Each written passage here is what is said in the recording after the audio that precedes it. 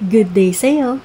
Here's bulalo for my family of 4, including my 10-month-old baby. Let's have my baby try the bone marrow or yung utak ng buto ng baka dahil very nutritious daw ito for babies. I bought 1 kilo of bulalo for my baby to try the bone marrow. Also added laman ng baka.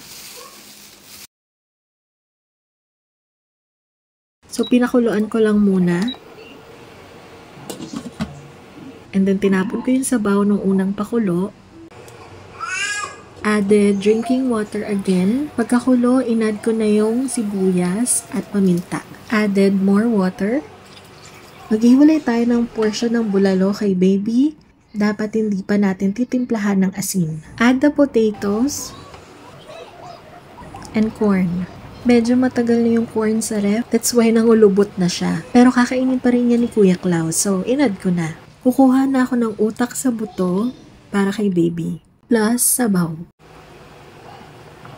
Nagpakulo din ako ng ilang dahon ng pechay at repolyo para maitabi for baby. Kasama ng baka, patatas, and sabaw. O, diba napaka-healthy? Dahil naiwalayan na natin si baby, pwede na nating timplahan. Of course, beef cubes, asin, pakuluan lang, and ilagay na ang mga gulay.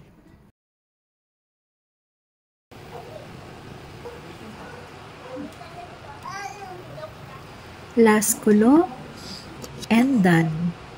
Yung hiniwalay ko na may beef kanina at sabaw,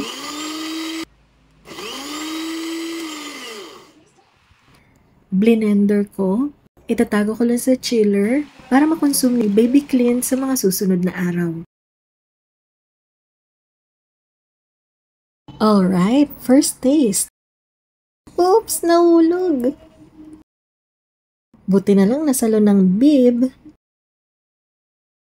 Tasting. Nice! Good job, my love! Bone marrow benefits for babies. Great source of healthy fats that support brain development and overall growth.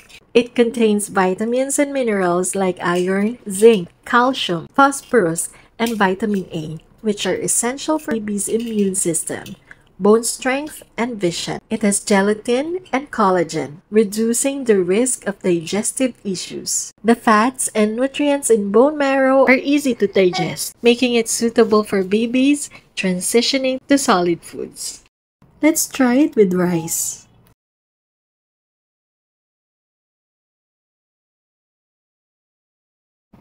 Yay! Big boy na may bunso!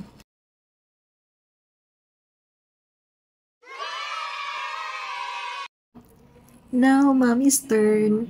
Tapos na rin si Habi and si Klaus.